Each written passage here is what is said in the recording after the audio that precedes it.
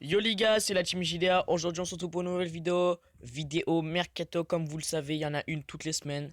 Donc les gars, c'est parti pour cette vidéo Mercato. On va commencer directement par le premier transfert de cette vidéo, Pickford. C'est tous les officiels bien sûr, il n'y a aucune rumeur, c'est que les officiels. Pickford, l'ancien gardien de Sunderland, qui a signé pour 33 millions,3 si je me trompe pas. À Everton, je pense que ce sera un gardien titulaire à la place de Joel Robles. Je pense que c'est un très très bon transfert pour lui. En plus, il est jeune. Troisième plus gros transfert en tant que gardien de l'histoire du football. Ensuite, Bruma, l'ancien joueur de la Galatasaray, qui a signé ici au RB Leipzig, le club allemand, pour une somme de 12 millions d'euros. Là, on le voit en train de signer son contrat avec le RB Leipzig. Bruma, le joueur de la Galatasaray, le portugais, qui a signé là-bas en Bundesliga.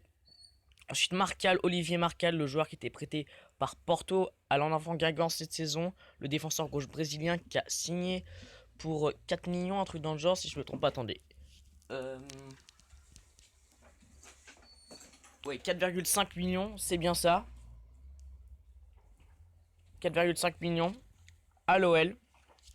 Donc voilà, ensuite Claudio Ranieri, l'ancien entraîneur de Leicester, car il s'est fait virer cette saison, car il faisait de la merde tout simplement. Malgré que l'année dernière ils ont fini premier, ils avaient fait une très très grosse saison. Asino FC Nantes, c'est vraiment énorme. Comme on peut le voir, bienvenuto, c'est espagnol. Mister Ranieri, Claudio Ranieri, grosse surprise pour moi pour cela de ce mercato, qui vient signer aussi au FC Nantes. Ensuite, on revoit Pickford avec le mode Sunderland, d'ailleurs, ça sert à rien. Donc voilà. Ensuite, Corentin Tolisso, le joueur de l'OL, qui a signé pour une somme de 45 millions, 43 millions, je crois, un truc dans le genre. Bref, ici au Bayern Munich, on voit avec un gros contrat de 5 ans.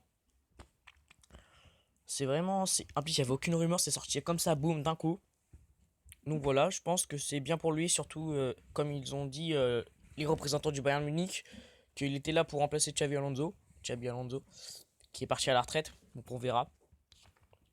Ensuite, Hector Moreno, le joueur du PSV Eindhoven, mexicain, qui a signé à l'AS Roma, je ne sais pas la somme. Le défenseur central qui vient signer à l'AS Roma, je pense pas pour une grosse somme, je ne me trompe pas, c'est aux alentours des 8 millions.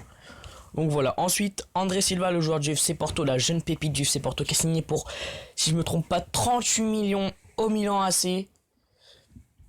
Comme on le voit là avec le maillot du Milan AC.